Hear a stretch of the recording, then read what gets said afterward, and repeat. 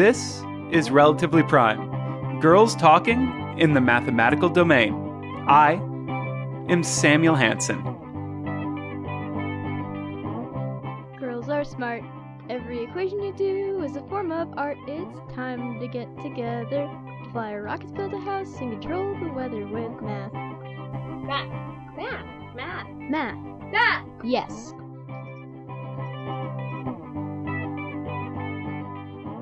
Who here likes math? Who's not a man? You could be a female mathematician. Math. Yeah. That is the end theme to the podcast Girls Talk Math, where high school students tell the stories of women mathematicians from throughout history. The podcast is a product of a camp by the same name, which was started by two PhD students at the University of North Carolina, Chapel Hill. Francesca Bernardi, who is graduating this year, and Katrina Morgan, who also goes by Katrina and will be graduating in 2019. The idea for this camp started thanks to a grant applications call from UNC for projects on community engagement. When I saw the email, I sought out Katrina because I thought she would be the perfect partner to start something together.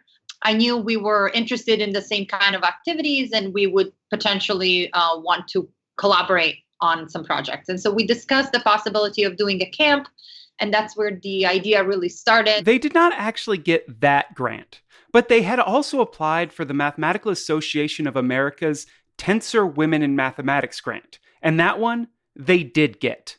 In the end, they ended up creating Girls Talk Math, a free 2-week camp for high school women in the Raleigh-Durham Chapel Hill region of North Carolina, also known as the Triangle. The main sort of tasks that they're given is they're broken up into groups of 4 or 5, and each group is given one of several lengthy problem sets that cover topics that usually don't get seen until college or sometimes even graduate school. And as a group, they work through the problem set.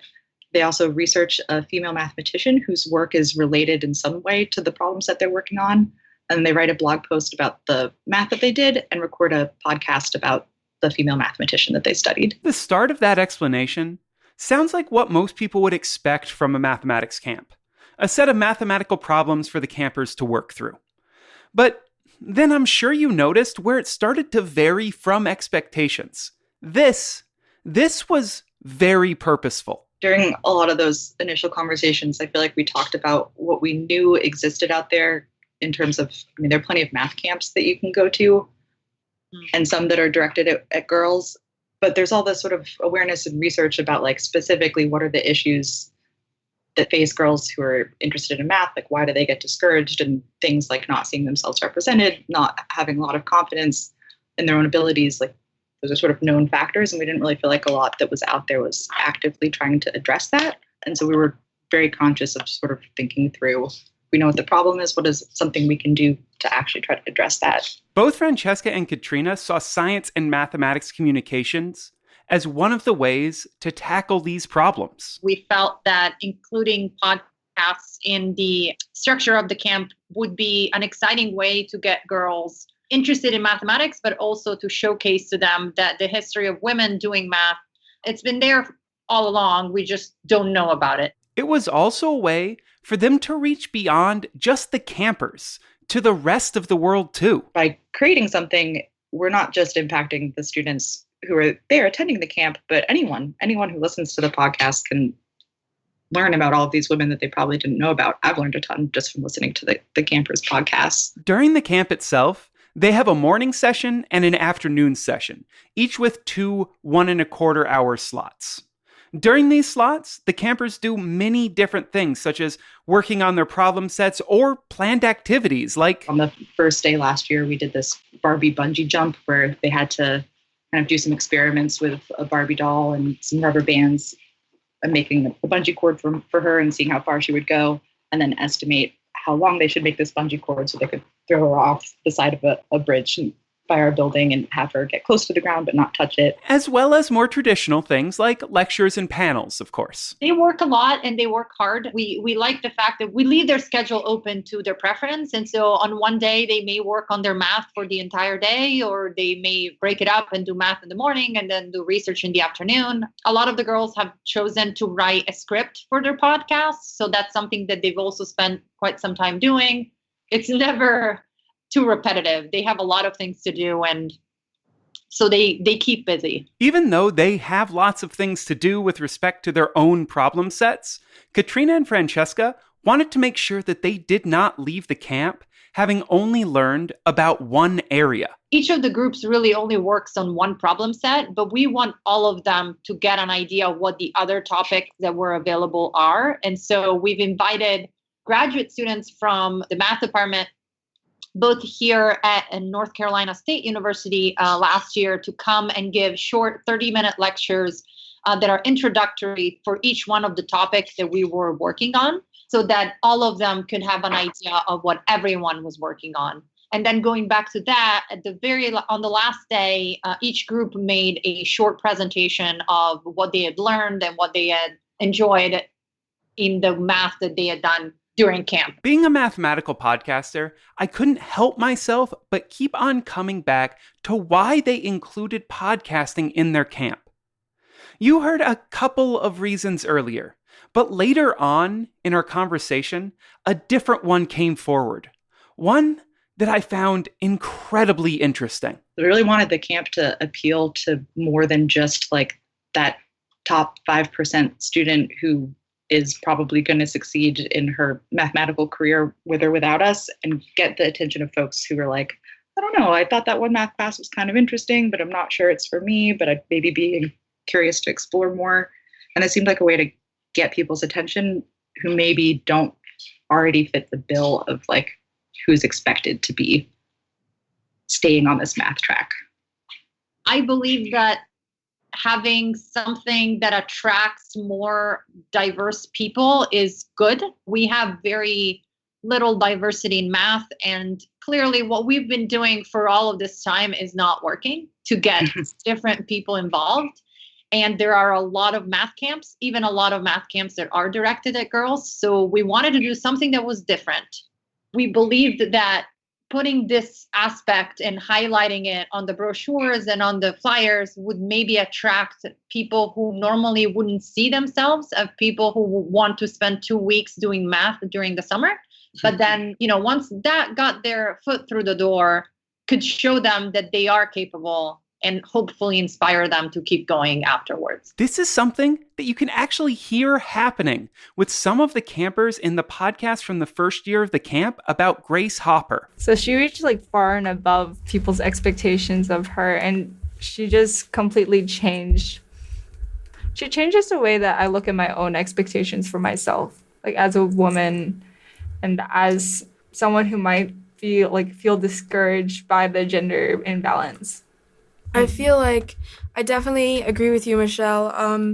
As a woman, and even more so, honestly, as an African-American woman, you don't see a lot of people that look like you, that are doing the things that you want to do, that are pioneering in fields that have yet to be discovered, and knowing that it can be done and giving girls hope that your gender shouldn't slow you down. And if you don't believe it will, then it won't.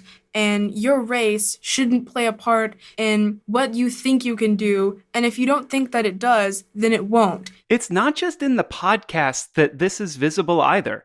It even made it into print, as one camper wrote an article for their school newspaper. And in the piece, she talked about the fact that she wasn't really someone who identified as being a math person, but something had caught her eye in the camp, and she came, and she was sharing a very positive experience about how great it was to just be surrounded by all these girls who were interested in math, and that wasn't, the expectation that she came in with. And the evidence that this approach works is not just anecdotal. We give them pre and post surveys to sort of assess how things are going, and they have very positive things to say, and in some of their long form answers say sort of precisely what we want in terms of I realize that sometimes it's really hard, but if I just keep going and kind of think through this logically, I can get there.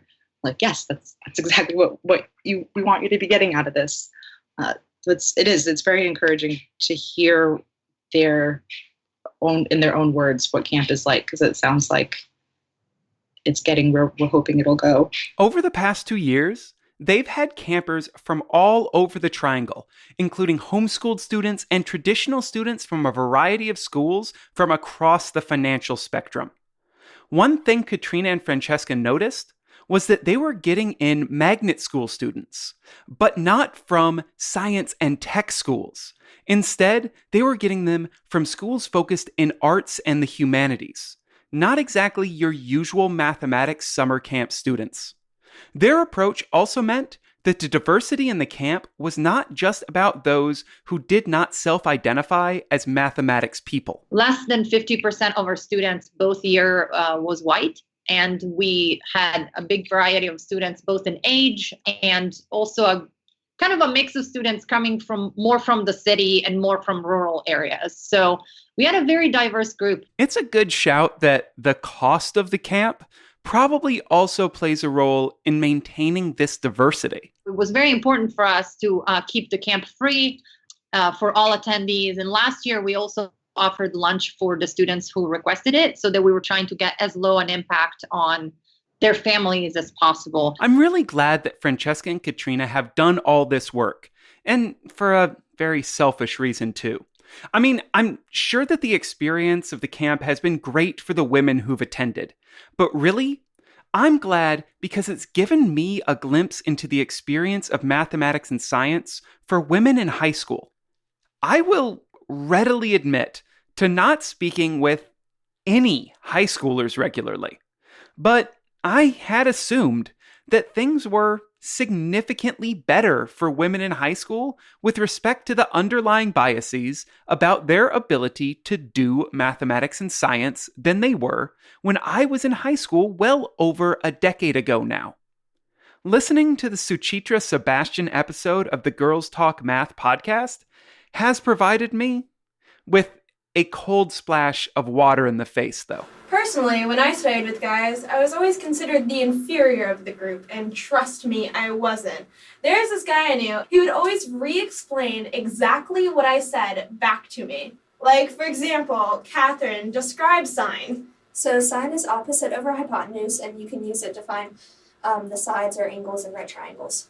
You can use sine to find the sides or angles in a right triangle, and it's opposite over hypotenuse. It's the exact same thing. Oh, that's really frustrating. The other women in that episode did have different and more positive experiences, but for some reason, in my head, I just thought that the younger generation was above such gendered bias, which I understand is wishful thinking.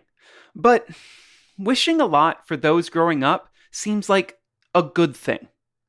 I asked Katrina and Francesca if they had heard about things like this from a lot of their campers. I think the reality is we don't really sit them down and ask them questions like this a lot during the camp, and they certainly naturally come up when we have a lot of conversations, and sometimes people might share something, and we do hear that sort of thing. But even outside the camp, and I think Francesca and I both can point to numerous conversations we've had with young people who talk about that experience. Even just a couple of weeks ago, there was someone who was interested in coming to UNC for college, and she came and ended up talking to Francesca and I, and was talking about what it's like being a female in high school who's interested in math, and some of the bad things that had happened in sort of group work if there's only one girl in the group. I do think it's getting better, but it's not done. That's still very much an issue for, I think, teenage girls, is the sort of social conditioning that they get and the social conditioning that their peers get. Because I do feel like we have this perception that our current generation is doing better, but they still learn from their parents. And if their parents don't teach them better, they're not going to learn better. Yeah, I don't know. Other than this specific examples that you're pointing to, I feel like the campers have maybe complained more about their teachers than their fellow students. But again, this is all anecdotal rather than something we've kept track on. Yeah, I do have the impression that the newer generations are better, but it's still not resolved. So these are the students that would encounter that more, considering that they are the ones who are interested in doing something that's not traditionally seen as feminine or suitable for females. So it may also not be the perfect sample, but it definitely is the one that we talk to the most. And they do not seem to have overcome the problem right now. Whether or not we ever end up fully overcoming this problem, it thankfully isn't incumbent on society understanding that women can excel at and enjoy mathematics for them to do just those things. And I have proof.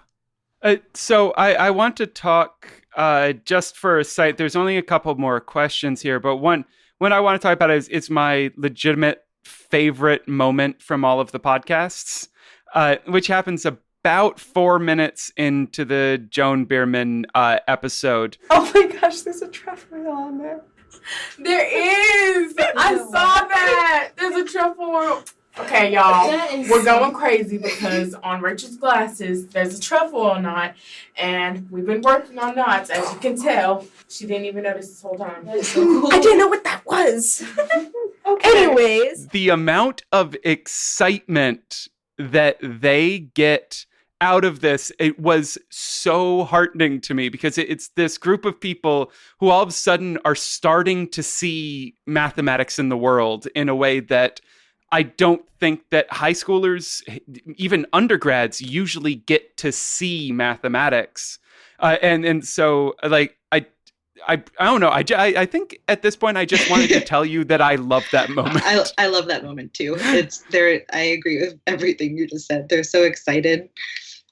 Yeah, they were an interesting group. And they had so much fun with this problem set, which honestly is a great problem set. It's very visual, and we gave them yarn to work with so that they could work on the knots, play with the knots, and on their presentation, they created the knots and stick them to a whiteboard and then rolled the whiteboard around the building everywhere with them so that they could show to everyone. If you're interested in making sure that great moments like that keep happening, or just love the idea of Girls Talk Math, I'm happy to tell you that they are working on setting up a way to take donations sometime in the next couple of months.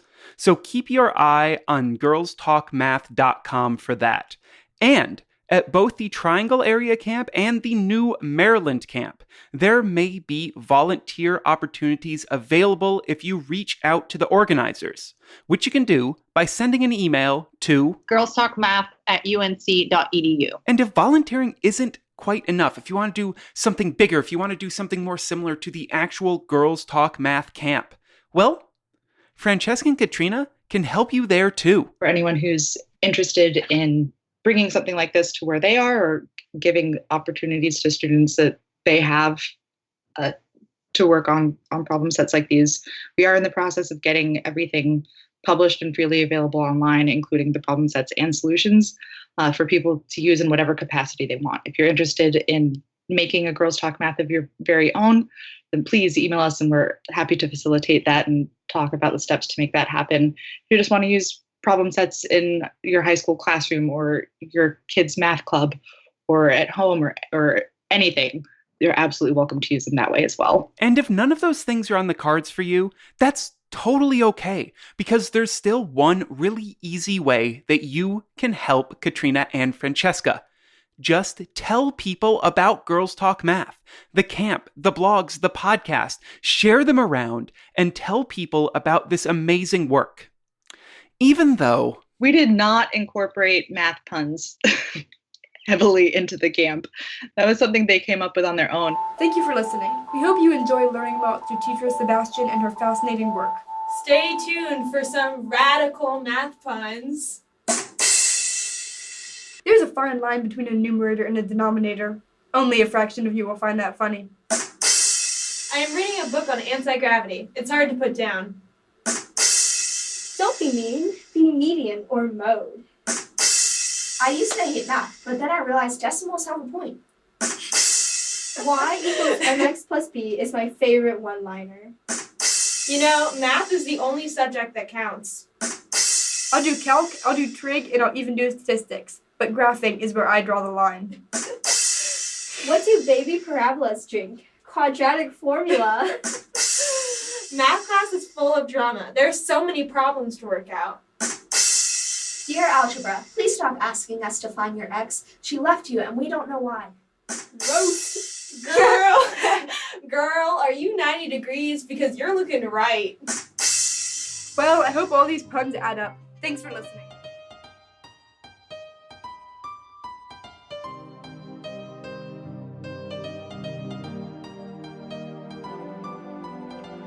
Well, that is all the time that we have for this episode of Relatively Prime. I want to thank Francesca Bernardi and Katrina Morgan from Girls Talk Math for joining me for this episode. And I also want to thank ScienceCTN for the music that I'm talking over right now. This track is called Ants Go Jumping. You can find it over on SoundCloud. I really love this track. I've used it in every single season of Relatively Prime, so please go support ScienceCTN. Relatively Prime is brought to you by its wonderful patrons on Patreon. If you want to make my day and help me make my rent, you can go over to patreon.com/relprime or relprime.com/support and, pledge give me a couple of bucks for every episode. It really, really helps a lot. If you don't have any money, that is totally fine. You can also help support Relatively Prime by heading over to Apple Podcasts or iTunes or wherever you listen to this show and leaving a review. That's how all their algorithms are set up. So if you do that, you might help other people find the show. Or you can just tell someone about the show. That's also a great way. As a matter of fact, just steal someone's smartphone and subscribe them to the show. They might just look and be like, I don't remember subscribing to this, but I must have, so I guess I'll listen to it. And then guess what? We have another listener. And that is really all that I'm looking for from life is more listeners. If you have any feedback, please send me an email, samuel@acmescience.com. And thank you so much to all of you who did after my plea for emails last time around. It is great to know that so many of you are listening. This is why I do the show, is because of all of you listeners. Finally, Relatively Prime is licensed under a Creative Commons Attribution Share-alike license, which means that you can feel free to take my voice, remix it, remaster it, change its speed, its tone, its pitch, do whatever you want to do, as long as you say that the original audio came from Relatively Prime. And I think that that is it for these credits this time around. So, as always, thank you just so much for listening. Really, from deep down at the very bottom of my heart, thank you so much for listening. And have just the most matherific week. Bye, y'all.